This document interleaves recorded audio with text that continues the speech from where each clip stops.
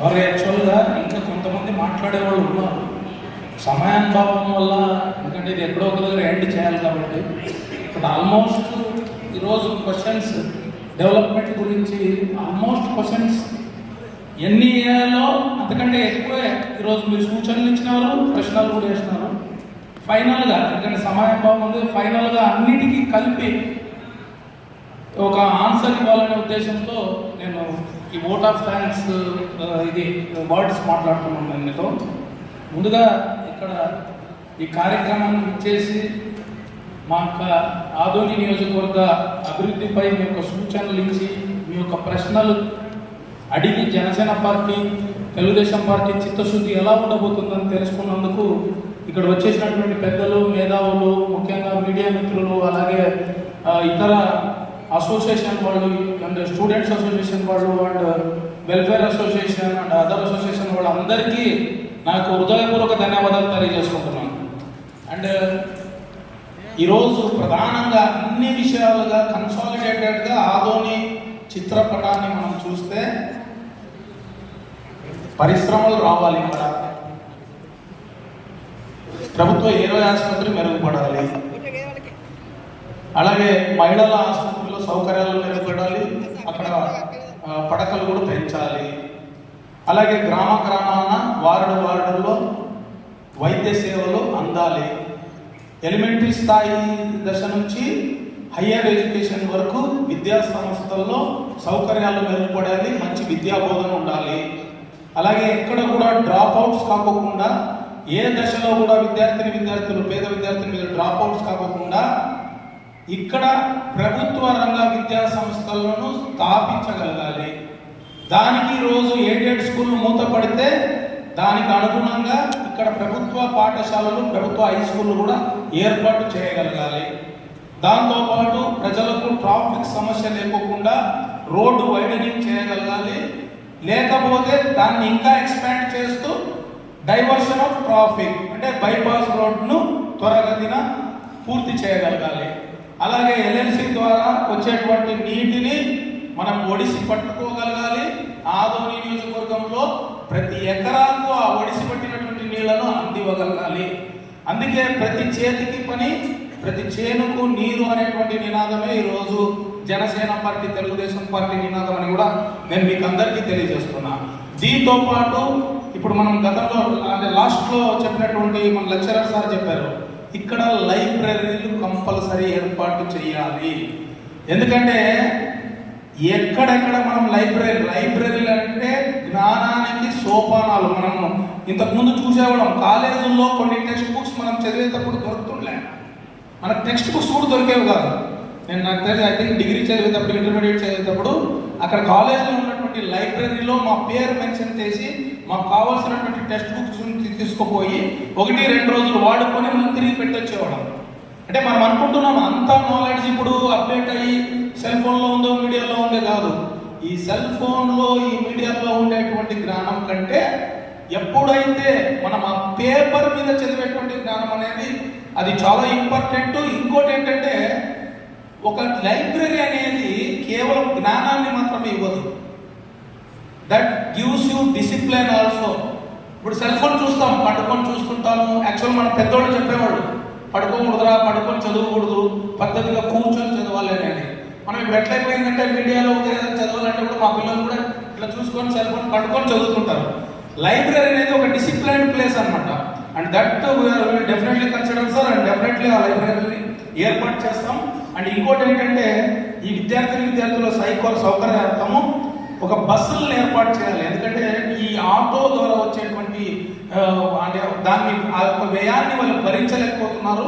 తప్పకుండా ఈ ఎండ్ నుంచి ఆ ఎండ్ వరకు, అంటే ఫర్ ఎగ్జాంపుల్ రేపు మెడికల్ కాలేజ్ నిర్మాణం పూర్తయిన తర్వాత ఇక్కడ నుంచి 6 ఎకరాల వరకు మనం మెయిన్ రోడ్డు గుండా బస్సులు ఏర్పాటు చేయగలిగితే పేద విద్యార్థులు దాన్ని యూటిలైజ్ చేసుకుంటారన్నారు. దట్ ఆల్సో డెఫినెట్లీ ఆ పని చేసే తీరుతామని కూడా మేము ఈ సభాముఖంగా హామీ ఇస్తున్నాం. దాంతోపాటు కొంతమంది మన ఇంకొక విద్యార్థి నాయకుడు ఒక ఆయన తెలియజేశాడు, కొంతమంది విద్యార్థుల సమస్యల మీద పోరాటం చేస్తే కేసులు అయినాయి, దయచేసి మీ ప్రభుత్వం వస్తే దాన్ని తీపించండి అని అన్నారు. తప్పకుండా తీపిచ్చే తరుతాం. ఎందుకంటే న్యాయపరమైనటువంటి పోరాటాలు చేసే క్రమంలో కొన్ని అధికార పార్టీ ఒత్తిళ్లు కావచ్చు, ఇంకోటి కావచ్చు, కేసులు పెట్టడం అనేది ఒక సహజమైపోయింది. మేము ఇంకోటి కూడా చెప్తున్నాం, కేసులు తీయడమే కాదు, నెక్స్ట్ మన ప్రభుత్వం మీద ఏర్పాటు చేస్తే ఎటువంటి న్యాయ పోరాటాలు చేసే వాళ్ళ మీద కేసులు ఉండవని కూడా నేను మీకు అందరికీ తెలియజేస్తాను. ఇది డెఫినెట్. అంటే లిక్కర్ గురించి కొంతమంది అన్నారు, ఇట్లా కర్ణాటక నుంచి మద్యం తీసుకొస్తాను. నేను ఒకటే చెప్తున్నాను, ఫైనల్గా మన దివంగత నేత రాజశేఖర రెడ్డి గారి మాటను నేను గుర్తు చేసుకుంటున్నాను. చట్టం తన పని తాను చేసుకోబోతుంది, తప్పకుండా చట్టం ద్వారా దాన్ని నియంత్రించే పని మేము చేస్తామని కూడా మేము తెలియజేసుకుంటున్నాము. అండ్ ఇంకా చాలా విషయాలు ఇప్పుడు మాట్లాడినటువంటి సోదరుడు కావచ్చు, బాండ్ పేపర్ మీద మాకు రాసి ఇవ్వగలుగుతా. ఎస్ సోదరుడు ఒక మాట చెప్తాను, దానికంటే పవర్ఫుల్ మాట చెప్తాను. నా కుటుంబం మీద ప్రమాణం చేసి నేను చెప్పగలను, నా మనసాక్షిగా నేను ఖచ్చితంగా గవర్నమెంట్కి కట్టుబడి ఉంటాను. అంటే జనరల్ చెప్తున్నాను, ఎన్నో సందర్భాల్లో ఈ మాట అన్నా. నీతి నిజాయితీగా తెలుగుదేశం జనసేన పార్టీ ఏ అభ్యర్థి గెలిచినా ఆ అభ్యర్థి ద్వారా మీకు ఆదోని నియోజకవర్గ అభివృద్ధికి, ఆదోని నియోజకవర్గంలో ప్రతి కుటుంబం సంతోషంగా ఉండడానికి నా మనస్సాక్షిగా, నా జనసేన పార్టీ కార్యకర్తల సాక్షిగా, పవన్ కళ్యాణ్ గారి సాక్షిగా, నా కుటుంబం సాక్షిగా చెప్పాను. I think that is more than a document, that is more than a paper. ఆ పేపర్ కంటే పవర్ఫుల్ మాట నేను చెప్తున్నాను ఖచ్చితంగా. ఎందుకంటే చాలా మంది చిన్నప్పుడు వినేవాళ్ళం, నువ్వు ఏదైనా నిజం చెప్తున్నావు, అబద్ధం చెప్తున్నావు, మీ అమ్మ మీద ప్రమాణం చేసి చెప్పు, మీ నాయన మీద ప్రమాణం చేసి. నేను చెప్తున్నా, ఆ భగవంతుని మీద, నా మనస్సాక్షి మీద, నా కుటుంబం మీద ప్రమాణం చేసి చెప్తున్నాను.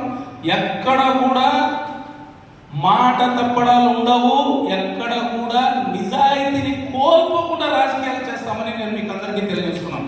ఆ నిజాయితీ ఉంది కాబట్టి మా సోదరుడు శ్రీనాథ్ రెడ్డి గారు చెప్పినట్లు ఈ రోజు వరకు ఒక రాజకీయం చేయగలుగుతున్నామంటే దానికి ఎన్ని వ్యయ ప్రయాసాలు మేము తీసుకుంటున్నాం అనేది ఈరోజు మేము మాటల్లో చెప్పలేము. చాలా మందికి ఏంటంటే ఈ రొటీన్ రాజకీయాలు ఏమిస్తాయో ఒక సందేశం అంటే ఏదో వీళ్ళు సంపాదించుకోవడానికి వచ్చినారు, వీళ్ళు ఏదో కొల్లగొట్టడానికి వచ్చింటారు, ఇదంతా డబ్బు పంచుతారు, మళ్ళీ తర్వాత వందల కోట్లు కొల్లగొడతారు, మొత్తం డిపార్ట్మెంట్ అన్నింటినీ మేనేజ్ చేస్తారు, చివరికి నష్టపోయేది ప్రజలు అనేటువంటి అభిప్రాయాన్ని ఖచ్చితంగా ప్రజల మైండ్లో నుంచి తొలగించి రాజకీయాలంటే మీ సేవ చేయడం కోసమే వచ్చినోడని చెప్పి తప్పకుండా నిరూపిస్తామని కూడా నేను మీకు అందరికీ తెలియజేసుకుంటున్నాను. అండ్ విద్యాపరంగా అండ్ మోస్ట్ అంటే ఓవరాల్ మనం ఎదుర్కొంటున్నటువంటి వైద్య సౌకర్యాల పరిస్థితులు నేను అందుకే చెప్తున్నా, మెడికల్ కాలేజ్ని త్వరగతిన పూర్తి చేస్తాం.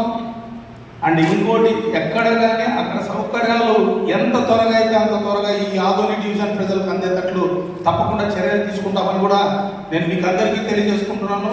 అంటే చాలా విషయాలు చెప్పారు, నేను అందుకే ఓవరాల్ టైం తక్కువ ఉంది కాబట్టి అన్ని కలిసి కన్సల్టేటివ్గా నేను మాట్లాడాలనుకుంటున్నాను. నేను ఓపెన్గా ఒక మాట చెప్తున్నా, ఎక్కడ అభివృద్ధి కావాలన్నా కాలానికి అనుగుణంగా అభివృద్ధి ఒక డిమాండ్స్ ఉంటాయి. ఎగ్జాంపుల్ 80s మనకి ఇక్కడెక్కడ engineering college, medical college demand లేదు.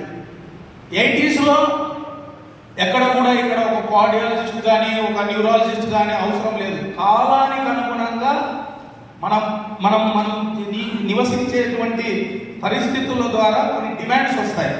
నేను మీకు అందరికీ మాటిస్తున్నా, జనసేన టీడీపీ ప్రభుత్వం వస్తే ఒక గంట కాదు కదా, ఒక సెకండ్ కూడా డెవలప్మెంట్ లేట్ కాకుండా చూసుకునే బాధ్యత మేము తీసుకుంటామని మేము తెలియజేసుకుంటున్నాం. What ever it may be, ఒకవేళ కాలేదు పారదర్శకంగా మీ దగ్గరకు వస్తాం. ఈరోజు దీన్ని ఈ రీజన్ ద్వారానే దీన్ని ఈరోజు చేయలేకపోతున్నాం, మాకు ఇంకో కొంచెం సమయం ఏంటి అని చెప్తాము. మేము అందుకే చెప్తున్నాము, లీడర్షిప్ అంటే నేను చాలాసార్లు కూడా చెప్తాను, leadership is not avoiding the people, leadership is answering to the people. Leadership అంటే ప్రజల నుంచి తప్పించుకోవడం కాదు, లీడర్షిప్ అంటే ప్రజల కోసం జవాబుదారీగా ఉండడం, ప్రజలకు జవాబు ఇవ్వడమే లీడర్షిప్ అని చెప్పడానికే ఈ యొక్క కార్యక్రమాన్ని మేము చేపట్టడం జరిగింది. ఇంత పెద్ద ఎత్తున ఇక్కడ వచ్చి మీ యొక్క సూచనలు చేసి మాకు సలహాలు ఇచ్చి, నేను ఇంకోటి కూడా చెప్తున్నాను, చాలా మంది ప్రస్తావించినటువంటి విషయాలు సమయం లేకపోవడంతో నేను మళ్ళీ దాన్ని తిరిగి జవాబు ఇవ్వలేకపోతున్నాను. బట్ ఒకటి మాత్రం చెప్పగలను, తెలుగుదేశం పార్టీ, జనసేన పార్టీ ఖచ్చితంగా చెయ్యి కలుపుకొనే పోతుంది. ఆ చేతిలో ప్రజల చేతులను పెట్టుకునే ముందుకు వెళ్తుందని మాత్రం నేను ఖచ్చితంగా చెప్పగలను.